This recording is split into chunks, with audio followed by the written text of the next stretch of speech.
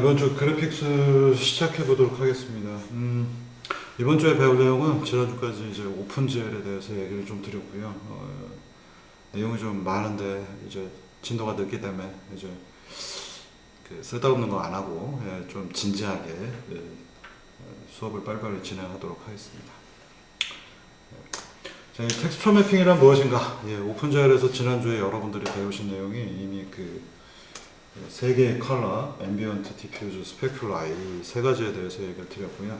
디퓨즈는 원래 물체의 색깔에 대한 부분, 앰비언트는 옆에 있는 태양광, 그 다음에 그림자에 해당할 만한, 우리가 그림자의 색깔이라고 하는 것들은 주변에 있는, 앰비언트는 주변 환경들을 뜻합니다. 그래서 이 주변에 있는 불특정 다수의 빛들이 바로 그림자의 색깔이 됩니다. 그래서 이 그림자 부분이라던가 뭔가 약간 뭔가 이렇게 제가 이렇게 손을 하면 이쪽에 제 살색이 있잖아요. 살색은 디퓨즈지만 이렇게 되면 어둡잖아요. 이 어두운 것들이 앰비언트 컬러하고 관련이 있고요. 스페큘러는 반짝반짝하는 것들, 휴대폰 보시면 반짝반짝 하잖아요. 그래서 보는 각도에 따라서도 바뀌고, 지금 보시면은 이 뭔가 광이 많이 비치게 되면 하얗게 보이잖아요. 이 형광등 불빛, 이런 것들이 보는 각도에 따라서 영향을 주기 때문에 이 녀석은 카메라 각도하고 관련이 있습니다. 이런 기본적인 그 외부의 광과 물질에 대한 그 광택면의 색깔, 이런 부분 세 가지가 있는 반면 이제 텍스처라는 게 들어갑니다. 텍스처는 간단하게 얘기 드리면 여러분들이 잘 알고 계시는 이미지예요.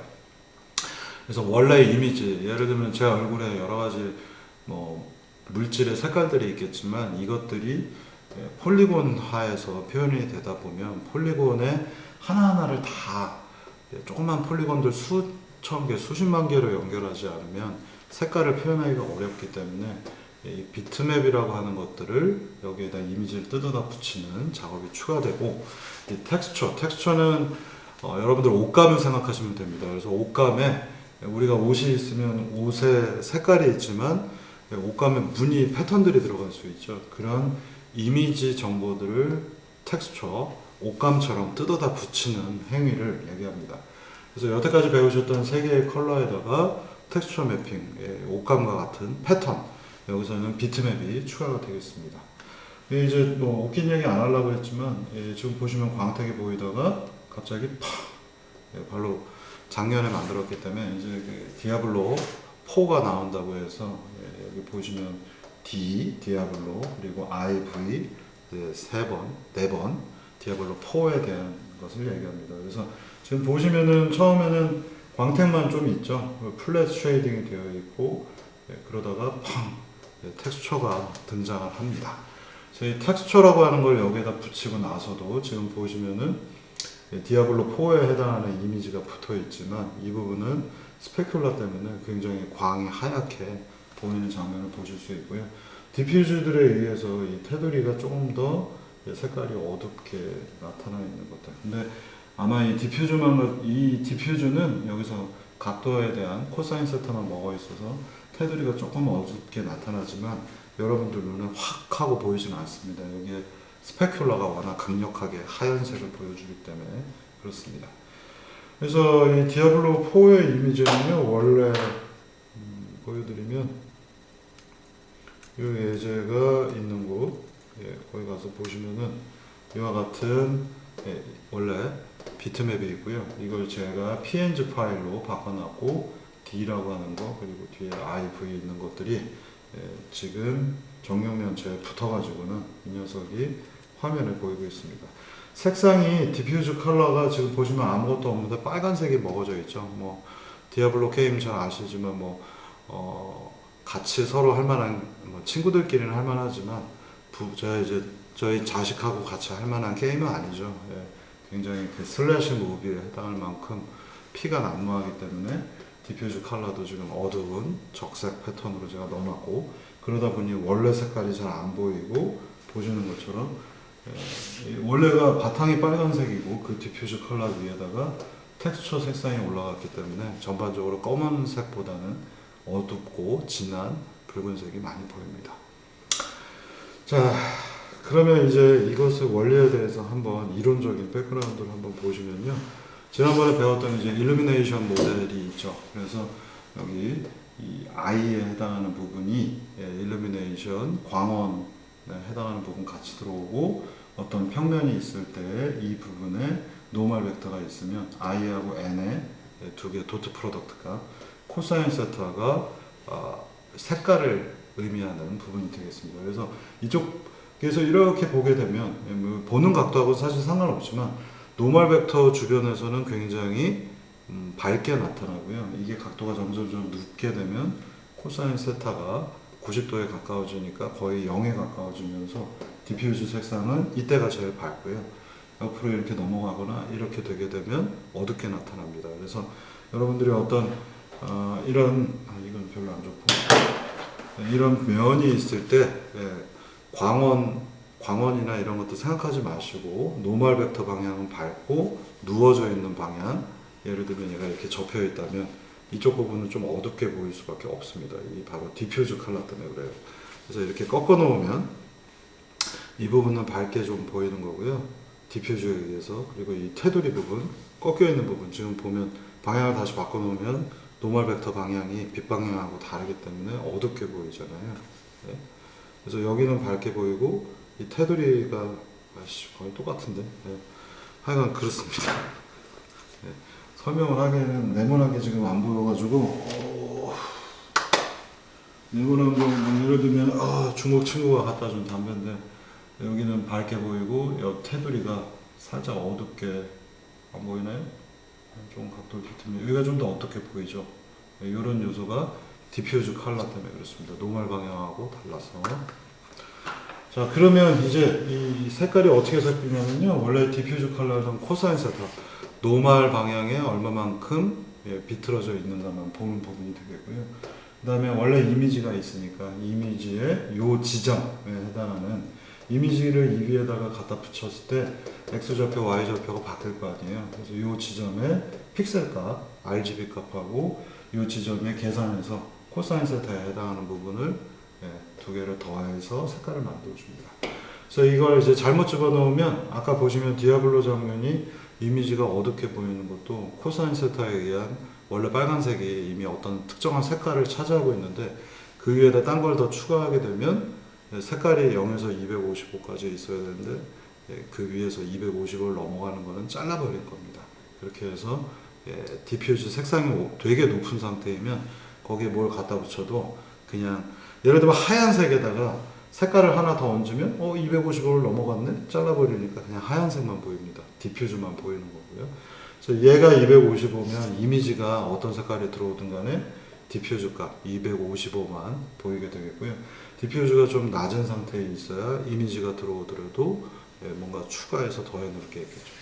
또는 여기가 더하기가 아니라 사실 곱하기를 넣을 수도 있습니다. 그래서 곱하기를 넣게 되면 여기도 색깔이 좀 어둡고 여기도 어두우면 진짜 더 어둡게 나타나죠. 왜냐하면 0.1 곱하기 0.1을 하게 되면 곱하기를 할 때 0.1 곱하기 0.1하면 0.01로 원래의 값보다도 더 어둡게 보입니다. 그래서 곱하기를 보통 하지 않고 더하기를 하는데 필요에 따라서는 뭐 곱하기를 할 수도 있고 이런 부분들은 레이 트레이싱 쪽 가시면은 조금 더 이해가 잘 되실 겁니다. 그래서 이 두 가지를 합쳤을 때 255보다 크면 거기서 잘라야 되겠죠. 색깔을 더 더해서 높이는 거는 좀 안 되겠습니다.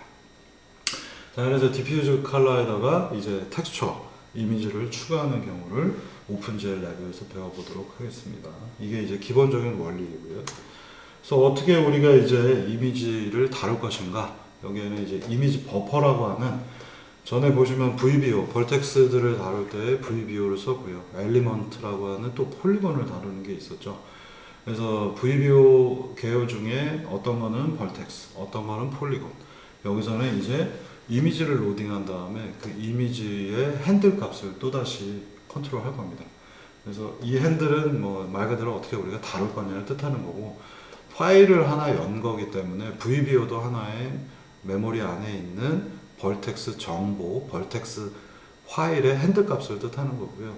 실제로 이미지 버퍼를 또 GPU에다 넣으면 그 부분에 해당하는 공간이 생기고 그 파일에 해당하는 핸들 값을 핸들을 할 겁니다. 건드릴 겁니다. 그래서 이 부분은 또 뭔가가 또 복잡한 오픈젤 명령어들이 필요합니다. 그래서 조금 여러분들이 또 순서대로 쫓아오셔야 되겠고요. 근데 아주 어렵지는 않아요. 그래서 또 그냥 이건 오픈젤이 제안하는 방법이기 때문에 우리는 또 그냥 그걸 배워서 그대로 카피해서 쓸 겁니다. 뭐 복잡하게 또 뭐 이것저것 하지는 않아요. 그냥 오픈젤 명령이 복잡한 겁니다. 그건 저희가 잘못하는 게 아니라 오픈젤한테 뭐라고 할까 나쁨 뭐 이런 것들을 날려주세요.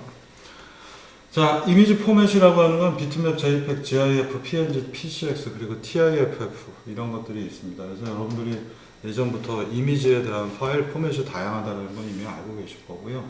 근데 원래 비트맵은 윈도우즈가 만들어질 때 제한됐던 윈도우즈용 비트맵 포맷이라서 이 비트맵은 이제 위아래가 뒤집어져 있는 포맷이고요. JPEG은 아시는 것처럼 이걸 인코딩해서 24비트 용으로 쓰게 되어 있어요. 이 두 가지 보시면 비트맵이나 JPEG은 전부 다 24비트, 3바이트만 있으면 되겠고요. GIF는 조금 요새는 많이 주춤하죠. 그리고 GIF는 또 특히나 움직이는 기능 쪽으로 많이 쓰이고 있는데 최근에 GIF는 잘 안 쓰이기 때문에 뭐 윈도우즈 움직이는 애니메이션 용으로만 많이 쓰이고 있고 그래서 GIF는 그래픽스에서 잘 안 쓰이고 있습니다. 그래서 뭐 최근에 거의 저는 이거 버퍼링해서 써본 적이 거의 없는 것 같고요. 최근에 가장 주목받고 있는 건 바로 이 PNG입니다. PNG는 32비트예요. 그래서 32비트? RGB 말고 또 뭐가 있을까? 투명도를 뜻하는 알파라고 하는 RGB A라고 보통 부릅니다. 그래서 알파 블렌딩을 할 때 색깔을 섞는 거예요. 빨간색이 있는데 빨간색임에도 불구하고 투명도가 있죠. 여러분들 파워포인트나 이런 데 보시면은 내가 색깔을 지정한 다음에 투명도 조절을 하는 게 있습니다. 그래서 트랜스페런시라고 불리는 트랜스페어런트하다라고 하는 것들은 투명한 정도를 뜻하고요. 트랜스페런시는 투명도를 뜻합니다. 그래서 이 알파라고 하는 값들을 조절을 하시면은 얘들의 트랜스페런시가 조절이 됩니다. 1이면 색깔을 꽉 채운 거고요. 0이면은 투명한 걸 뜻해요. 그래서 트랜스페어런트하다. 그리고 색깔을 꽉 채우면 영어로는 오페크라고 부르고요. 꽉 차 있는 색깔들을 의미합니다. 그래서 알파 값을 조절을 하면 이 트랜스페어런시가 조절이 됩니다. 그러다 보니 최근에는 32비트로 대부분 그래픽 카드들이 다 쓰고 있기 때문에 비트맵이나 JPEG보다는 오히려 PNG 파일들이 많이 쓰이고 있어요. 그래서 게임이나 이런 코드들 보시면은 대부분 PNG로 되어 있고 우리 수업에서도 PNG 위주로 많이 설명을 할 겁니다. 그래서 뒤에 가면 JPEG도 쓰겠지만 여러분들이 24비트, JPEG은 무조건 24비트고요. PNG는 무조건 32비트입니다. 그래서 우리 비트맵은 안 쓸 거고요. 24비트, 32 이 두 가지의 특수성 그리고 이것을 가지고 오픈GL에 세팅할 때도 조금 조심하셔야 됩니다. 그래서 가끔 가다가 퍽 하고 내가 잘못한 게 없는데 오픈GL 에러가 났더라 그러면 여러분들은 비트 수를 제대로 했는지 확인을 해보셔야 됩니다. 그래서 지금 써놓은 대로 비트맵이나 JPEG은 24비트, PNG는 32비트입니다. 그래서 이 PNG는 RGB에다가 플러스 알파라고 하는 블렌딩 요소가 추가가 되어 있다. 이렇게 알아두시면 되겠습니다. 자, 색깔이라고 하는 거 조금 들어가서 보면요. RGB는 24비트인 거 여러분들이 많은 예제들에서 이미 알고 계실 거예요. 뭐 하드웨어 가지고도 RGB LED가 있죠. 그래서 RGB에다가 PWM을 쏴줘서 RGB의 전압 레벨을 조절을 해주시면은 색깔을 여러 가지로 혼합할 수가 있죠. 그래서 RGB 3개가 다 최고 값이면은 화이트, 흰색이 나올 것이고 3개가 다 0이면은 뭔가 까만색이 나타나야 되겠죠. 근데 실제로 해보시면은 일반적인 LCD 모드라고 OLED 모드라고 결과가 좀 다릅니다. 그래서 LCD 모듈에서는 여러분들 LED가 있는데 LED를 끈다고 까만색으로 보이지 않죠. 그죠?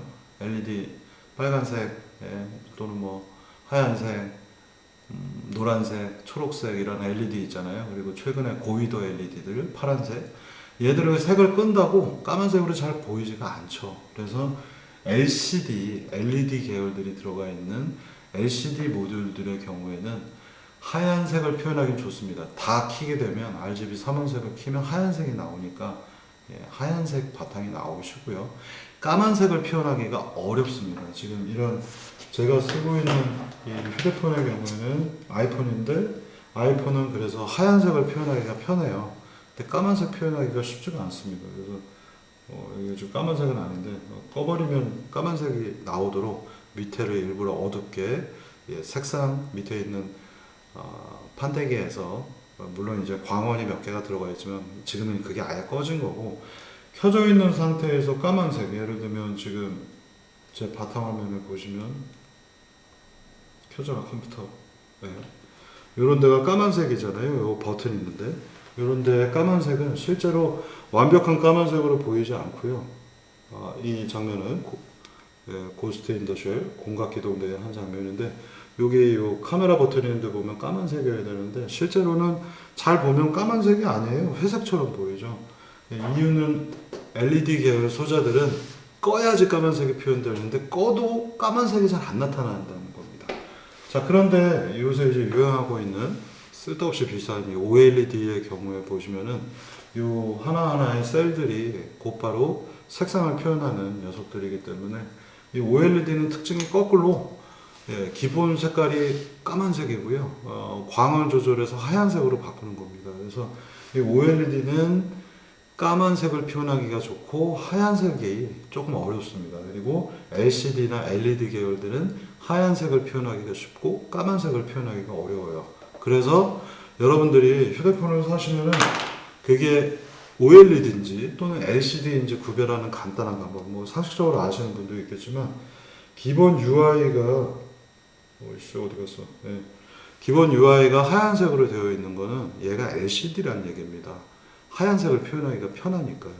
그리고 OLED의 경우는 자꾸 오래 켜놓으면 타두기 때문에 얘들은 까만색이 기본 베이스라서 OLED 장비들의 경우에는 기본 UI를 까만색으로 해놓습니다. 물론 요새는 이제 까만색 UI가 멋있다고 까만색으로 하는 분들도 있는데요. 까만색이 완벽한 까만색이 되게 어려운 게 LCD, 완벽한 하얀색을 만들기 어려운 게 OLED 소자의 특징이 되겠습니다. 그래서 OLED 휴대폰을 자꾸 하얀색을 켜놓고 있으면 수명이 빨리 다는 겁니다. 이 OLED는 줄무늬 생기기도 하고 입자가 타들어가기 때문에 여러분들이 까만색 UI를 하는 게 좋습니다. 그래서 예전에 아이폰은 LCD 계열을 써서 하얀색으로 주 포인트를 잡았고요. 삼성은 OLED를 자체 생산해서 붙였기 때문에 안드로이드 폰들은 까만색 UI가 되게 많았죠. 그리고 요새는 서로 간에 하얀색이 좋아 보여, 까만색이 좋아 보여 해서 서로 막 섞이고 있는 중인데 LCD는 까만색 UI보다는 하얀색이 훨씬 낫고요. OLED 계열은 수명이 여긴 또 문제라서 얘는 수명을 길게 하기 위해서는 까만색 UI를 쓰시는 게 좋습니다. 하얀색 쓰시면요 전체 화면들이 점점 수명이 휙휙 떨어집니다. 그래서 OLED 소자는 중고 휴대폰을 사시는 게 좋지가 않죠. 저도 얼마 전에 안드로이드 폰이 필요해서 중고폰을 샀더니 이렇게 타 들어가서 까만색 안 좋더라고요. 자, 근데 이 OLED 소자는요, LCD는 한 점에 3개가 중첩되어 있어요, RGB가. 그리고 OLED는 확대해서 보시면 이 확대가 싸구려 문방구 가서 사서 보시면은 50배 확대경 같은 거 팝니다. 이렇게 망원경처럼 볼 수 있는 거. 그걸로 확대해서 보시면은 RGB 요소가 한 점에 있지 않고 이렇게 3군데에 펴져 있습니다. 그래서 얘들은 어쩔 수 없이 OLED는 색깔을 표현하기 위해서는 3개의 점이 필요하다 보니 얘들은 겹쳐서 만들 수가 없거든요, 공정상. 그래서 쓸데없이 OLED 쪽 디스플레이가 해상도가 더 높을 수밖에 없는 겁니다.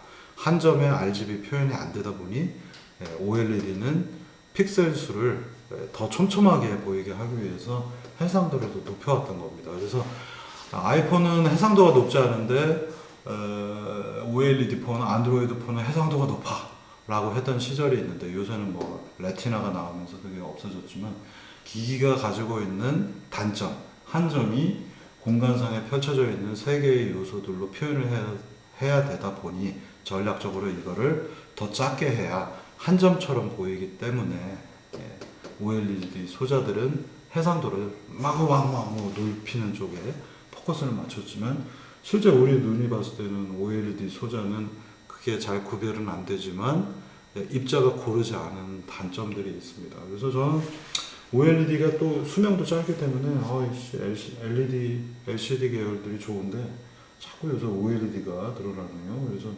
여러분들이 나중에 이제 졸업하셔서 OLED TV를 부모님한테 사드리면 저는 그건 말리고 싶습니다. 왜냐하면 몇 년 지나고 나면 부모님이 야 TV에 줄 갔어 하면 그때 또 사줘야 됩니다.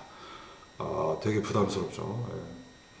자, 이 OLED는 그래서 보시면은요, 확대해서 보시면 정말로 이렇게 빛의 삼원색에 해당하는 것들, RGB에 해당하는 것들이 세 칸의 전구가 있고 이 세 개를 조절해서 하나의 픽셀을 표현하는 겁니다. 이런 것들도 이제 공정이 뭔가 디스플레이 공정들은 계속해서 바뀌기 때문에 조금 옛날 얘기들이고요. 요새 것들은 조금 더 이런 간격이 좁혀져 있고 복층은 아직까지 OLED 안 되는 걸로 알고 있는데 LCD처럼 이렇게 밑에다 3개 깔아서 올리는 건 좀 어려울 텐데 뭐 하여간 뭐 이랬었습니다. 요새도 이런지는 저도 정확하게 모르겠고요. 그 다음에 이제 여러분들이 조심해서 보셔야 되는 거는 이 세 가지가 지금 보시면은 RGB 넓이가 똑같잖아요.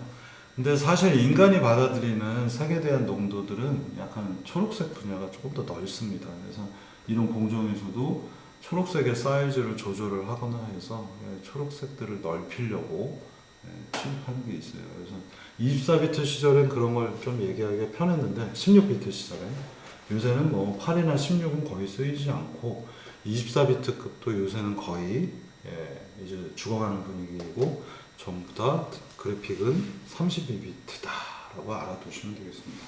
그래서 참고로 얘기 드리면 이제 그레이는 8비트 가지고 색깔의 농도 뭐라고 할까? 인텐시티만 있죠. 그래서 색이 어둡다 까만색, 색이 밝다 하얀색 그 사이만 그레이 레벨로 움직입니다.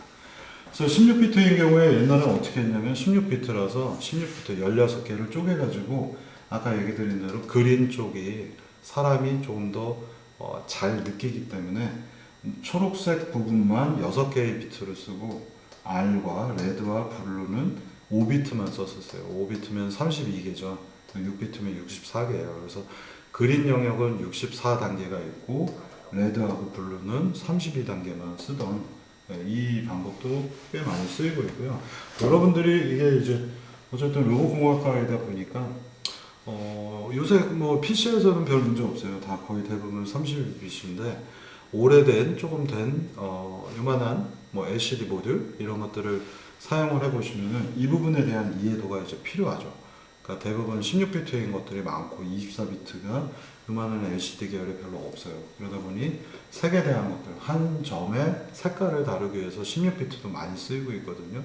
그래서 이 16비트가 565로 되어 있는 경우도 있고 경우에 따라서는 한 비트 버리고 555만 가지고 사용하는 경우도 있습니다. 그래서 색깔이라는 걸 16비트에서 표현하기 위해서는 565 RGB가 또는 555를 사용을 합니다. 그래서 여기 이대로 숫자 판때기들 보시면 되겠고요. 자, 이제 이 오픈제어 쪽에서는 그 최종 이 텍스처가 들어가기 때문에 뭔가 구조가 하나가 더 들어갑니다. 바로 이미지 라이브러리를 제가 드릴 거고요. 이 이미지 라이브러리를 DLL로 제가 만들어서 예제들 안에 넣어놨습니다. 그래서 이 폴더 안에 보시면은 cimage.dll이라는 DLL이 있는지를 꼭 확인하세요. 그러니까 얘가 없으면 이미지를 지금 못 읽어 보실 거예요. 그래서 cimage.dll이 있어야 되고 이 cimage.dll의 기능은 비트맵, JPEG, PNG 세 개의 파일을 확장자를 토대로 해서 읽어드립니다. 그래서 괜히 JPEG인데 비트맵이라고 하면 뻥나잖아요. 그래서 여러분들이 비트맵이면 비트맵, JPEG이면 JPEG이라고 확장자를 꼭 달아두셔야 됩니다. 자, 이 cimage.dll은요 비트맵의 경우에는 뭐 다른 기능 없이 제가 짜놓은 코드 갖고 읽어드리고 있고요. JPEG의 경우에는 JPEG 압축화 기법을 이용을 해서 퀀타이즈를 시켜서 JPEG 디코더라고 하는 그걸 다시 풀어낼 수 있는 JPEG 인코딩 하면은 암호화하는 거, 디코딩 하면은 그걸 푸는 거잖아요. 그걸 합치면은 이제 컴프레션, 디컴프레션에서 코덱이라고도 부릅니다. 여러분들 예, 동영상 관련해서 보시면은 요새는 뭐 거의 대부분 자동으로 풀리지만 코덱이라는 것들이 한때 필요한 적이 있었을 거예요. 잘 생각해 보시면 초등학교 이럴 때 막 엄마가 보지 말라고 한 이상한 동영상을 혼자서 보려고 하면 코덱이 없습니다 라고 나오는데, 코덱의 CO는 컴프레션, 압축이고요. 디컴프레션, 압축을 푸는 겁니다. 그래서 어떤 동영상이 있으면 RGB 24비트로 되어 있는데 얘네들을 압축화하는 기법들이 들어가서 실제 파일의 사이즈가 되게 작아져 있죠. 여러분들 아시는 뭐 WMV, DIVX, 오랜만에 써보는 DIVX네요. 한 10년 됐죠. 그 다음에 MKV 이런 것들 다 전부 다 뭔가 압축화 기법을 쓰고 있고요. 그 압축화 기법이 필요한 게 코덱입니다. 그래서 이 코덱을 설치를 하면은 DLL들이 여러분들 윈도우즈 시스템 디렉토리에 설치되어 있고 그걸 불러다가 그게 레지스트리에 들어. 사실 코덱은 뭐냐면은 제가 정확하게 예를 들면 뭐뭐뭐뭐 뒤에 보시면 AX라고 하는 확장자를 갖습니다. 그래서 이 AX는 뭔가 싸한 느낌이 들죠. ActiveX로 되어 있습니다. 그래서 여러분들 코덱 설치 ActiveX 그렇게 욕을 많이 하지만 ActiveX는 윈도우즈에서 또는 윈도우즈가 아니더라도 네트워크 자원이 부족하던 시절에는 굉장히 쓸만한 기법 중에 하나였어요. 저는 개인적으로 ActiveX를 남들 거를 설치는 안 하지만 ActiveX를 되게 많이 만들어서 제가 쓰던 시스템에 썼었는데, 몇 년이 지나고 나서 예전에 있던 조직에서 연락 와서 형 그거 안 돌아가요. 전부 다 ActiveX예요. 얘들은 파일 카피만 해서는 동작을 하지 않고요. 얘들을 레지스트리에 RG SVR32 이용해서 등록을 해주셔야 됩니다. 이건 다 쓸데없는 얘기고, 그래서 코덱도 전부 다 등록을 해야 되는 거라 그냥 카피하시면 동작을 하지 않았었습니다. 어쨌든 근데 우리가 사용할 C image.dll은 제가 DLL로 만들어 놓은 것이고 그냥 여러분들이 가져다가 쓰실 수 있어요. 그래서 이 JPEG은 JPEG 디코더가 필요하고요. 디코더, 압축된 거를 푸는 기능이 하나가 필요해서 표준 JPEG 라이브러리를 제가 사용을 했고요. PNG 파일은 32비트로 되어 있는데 압축률은 별로 안 좋습니다. 이거 저는 대부분 압축 안 한 것들을 여러분들한테 드렸고요. 이 PNG 파일은 내부적으로는 zip 파일 기법을 써요. 그래서 GIP, 이 zip 기능하고 똑같은 게 내부적으로 풀어야 돼요. 그래서 zip 디코더가 역시 내장이 됐고요. 이걸 비트맵은 그냥 이미지 버퍼 그 자체입니다. RGB로 되어 있거나 비트맵은 그냥 24비트니까 RGB의 연속 데이터로 되어 있고, JPEG도 풀면 24비트라 RGB로만 되어 있고요. PNG는 풀게 되면 RGBA라고 하는 32비트짜리로 되어 있다는 걸 아시면 되겠습니다. 그래서 여기에 이제 버퍼를 건드리면 우리가 이것들을 가지고 변형도 시킬 수 있고 이미지 프로세싱도 할 수가 있습니다. 어쨌든 그 기능을 전부 다 넣어놓은 게 이 C 이미지 DLL이 되겠고요. DLL은 그냥 넣으면 여러분들이 쓰실 수가 없어요. 이것에 관련된 래퍼 클래스를 하고 라이브러리 인터페이스를 저장해 놓은 라이브러리하고 얘들을 불러다 쓸 수 있게 되어 있는 C++ 형태의 클래스를 제가 만들어 놨습니다. 그래서 이걸 가져다 쓰시면 되고요. 바로 이제 이 순간부터 렉처 9부터는 여러 가지 기능들이 이제 하도 많이 추가가 되고 변형이 돼서 여태까지 썼던 이 라이브러리라고 되어 있는 폴더, 여러분들 폴더 보시면은 소프트웨어 폴더 나와라. 이 소프트웨어 폴더 보시면은 커먼 라이브러리 2 이렇게 되어 있는데 이제 이 라이브러리 2를 쓸 겁니다. 기본 구조는 내부에 있는 건 비슷한데 이미지에 대한 부분이 추가가 되어 있습니다. 그리고 라이브러리는 이미지에 대한 게 없어요. 그래서 텍스처 매핑을 쓰실 때부터는 이 라이브러리 2에 있는 것들을 가져다가 쓸 겁니다. 그리고 기본 그 세팅에 대한 것들, 헤더 파일 경로라든가, 라이브러리 패스, 디폴트 라이브러리 패스 같은 것들은 제가 이 9번째 이제부터는 라이브러리 2를 토대로 해서 불러오도록 세팅을 해놨습니다. 그래서 차고 없으시면 되겠고요. 왜냐하면 이제 이미지를 써야 돼서 여기서부터 이제 라이브러리 2로 본격적으로 넘어가겠습니다. 그래서 지금 방금 전에 제가 했던 얘기, 라이브러리 2 폴더를 열어보시면은 바로 소프트웨어 부분에 라이브러리 2가 있고 이미지하고 관련된 것들이 이 안에 쫙 들어가 있습니다. 그래서 이 이미지 관련된 걸 우리가 이제 불러올 거고요. 여기서부터 벌텍스 정보가 또 바뀝니다. 전에 있던 벌텍스는 포지션 V하고 노멀 벡터 N만 있었는데 이제 텍스처 매핑이라고 하는 것을 쓰기 위해서 점 데이터가 전에는 포지션하고 노멀만 있었지만 하나 더 추가됩니다. 그래서 tx라고 하는 텍스처의 tx만 불러다 놨고요. 안에 텍스처는 이미지라서 2차원을 다룰 거라 얘들을 V는 뭐예요? 포지션이니까 x, y, z 세 개가 필요하고요. 노멀 벡터는 역시 벡터니까 방향 벡터라 x, y, z가 있었는데 이미지를 다룰 거예요. 이미지는 평면이잖아요. 평면이라서 가로, 세로만 다룰 수 있는 x, y를 대신해서 이게 보통 이제 전문 용어라서 x, y라고 표현을 안 하고 2차원이라 x, y만 필요한데 그걸 텍스처에서는 보통 UV라고 부릅니다. 그래서 U가 X를 뜻하고 V가 Y를 뜻합니다. 그래서 UV 매핑이라는 표현들을 나중에 쓰게 될 겁니다. 그래서 이제 하나의 점은요, 이제부터는 포지션, 노멀 벡터, 그리고 텍스처 값을 UV 매핑을 위한 UV 두 가지가 들어갑니다. 그래서 점 하나를 얘기하기 위해서 3개, 3개, 2개, 총 8개의 플로트 베어리어블이 필요하게 됩니다. 자, 그래서 여기도 보시면요, 라이브러리까지는 솔리드 컬러 텍스처 매핑을 하기 전 단계였고요. 라이브러리 2부터는 이미지를 다루고 텍스처 매핑이 되고 벌텍스 구조가 2개가 더 추가가 돼서 변경이 됩니다. 그리고 이 벌텍스가 이제 더 이상 변함이 없는 오픈GL용 벌텍스의 최종 버전입니다. 그래서 전에 여러분들이 쓰셨던 건 이게 없었기 때문에 단색만, 솔리드 컬러는 단색을 얘기해요. 단색만 다룰 거였는데 텍스처 매핑을 처리하기 위해서 UV가 추가로 들어갑니다. 까지 알아두시면 되겠습니다. 자, 그러면 이제 벌텍스 구조가 바뀌었으니 프로그램이 또 좀 바뀌겠죠. 그래서 라이브러리 2에 있는 C 이미지 라이브러리, 그 다음에 래퍼 클래스, 랩 WRAP라고 하면 원래의 어떤 기능이 있는데 그걸 뭐 쉽게 말하면 랩을 치는 거죠. 여기 짜장면을 시켰는데 랩을 쳐가지고서 얘를 이제 이동이 가능한 형태의 짜장면으로 바꾸잖아요.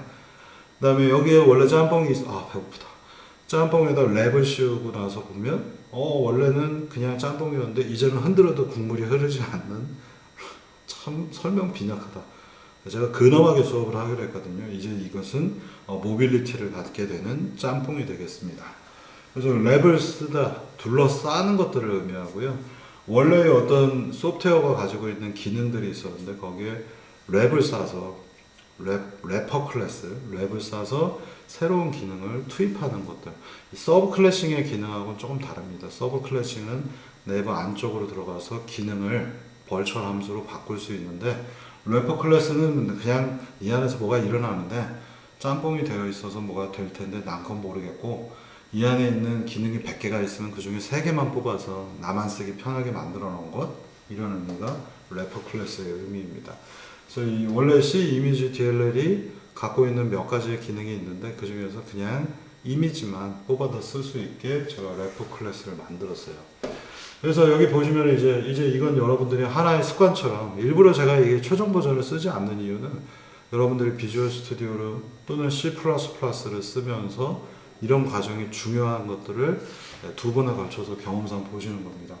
뭔가 라이브러리의 경로가 바뀌었기 때문에 C 옵션에 들어가셔서 additional include 할 대상을 라이브러리 2에서 이제 불러올 거야 라고 써주셔야 되겠고, 진짜 라이브러리 뭐뭐.lib 바이너리 파일을 불러오는 부분, 바이너리는 전부 다 링킹입니다. 소스 코드는 include 하거나 소스 코드를 불러오기 때문에 이거는 C에서 옵션을 바꾸는 거고요. 이거를 빌드해서 라이브러리로 만들어 놨으면 얘들은 이제 코드가 아니라 소스 코드가 아니라 바이너리잖아요. 바이너리는 오브젝트 형태로 또는 라이브러리 형태로 링킹을 해서 붙이기 때문에 옵션을 링커 쪽에 가서 건드리는 겁니다. 그래서 additional 라이브러리하고 여기는 include는 소스 코드에서 필요한 거고요. 라이브러리는 오브젝트 레벨에서 바이너리 레벨에서 필요한 겁니다. 그래서 이런 소스 코드에 관련된 거는 C 옵션, C 컴파일 옵션, 그다음에 라이브러리 바이너리하고 관련된 것들은 링킹 옵션에서 링커 쪽에서 다루게 됩니다. 그래서 여러분들이 컴파일 하시면 소스 코드로 컴파일 오브젝트가 생겼죠. 오브젝트끼리 서로 붙이면 EXA가 생깁니다. 그래서 소스 코드를 컴파일하는 것들은 이쪽에서 컴파일러 옵션에서 다루시고요. 생긴 오브젝트들을 서로 붙여서 EXA를 만드는데 그 과정이 링킹입니다. 그래서 링커 옵션에서 두 가지로 구별해서 잘 보셔야 됩니다. 그래서 라이브러리, 뭐뭐좀 라이브러리는요, 사실은 오브젝트 파일들을 프로토타입만 위치들을 잡아놓은 다음에 그냥 파일 합치기를 한 거예요. 별거 없어요. 그냥 A에다 B 붙이고 B 뒤에다 C 붙이고. 근데 A 안에도 펑션들이 있고 B 안에도 펑션이 있으니까 그 이름만 따로 뽑아가지고 리스트업 이렇게 해놓고, 그래서 라이브러리에 접근하면 이 주소는 어디에 있나, 실제 여기에 있구나, 요 펑션은 어디 있나, 여기에 있네 라고 만든 게 라이브러리의 정체입니다. 그래서 아주 옛날에는요, 라이브러리를 그냥 오브젝트를 더하기를 해가지고 붙이던 시절도 있습니다. 그래서 어쨌든 컴파일 옵션과 라이브러리 옵션 두 가지를 조심해서 알아두셔야 되고, 마지막으로 이건 링커의 디렉토리들 경로만 알려준 거고요. 실제 필요로 하는 라이브러리는 하나가 추가됩니다. 오픈GL도 있고 GLEW도 있고, 이제 제가 만들어 놓은 CImage.library 얘를 가지고 DLL을 컨트롤 할 수 있습니다. 이게 꼭 있어야 돼요. 그래서 이 단계에 여러분들 세 가지의 조합이 필요하다라는 거 알아두시면 되겠습니다. 제가 지금 수업을 제대로 하고 있는데,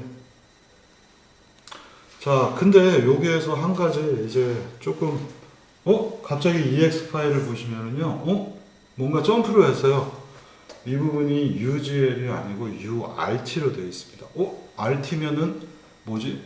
레이트레이싱 쪽을 먼저 지금 여기서 얘기를 하고 있어서, 저도 그래서 갑자기 지금 보고 왜 내가 다른 걸 열어놓고서 지금 설명을 하고 있는 순간 찔끔했었는데요. 원래 의도가 이랬었어요. 여기서 이미지를 다루기 때문에 나중에 우리는 레이트레이싱 쪽에서 버퍼에 대한 것들을 다룰 겁니다. 그래서 RT 예제로 일단 점프를 하겠고요.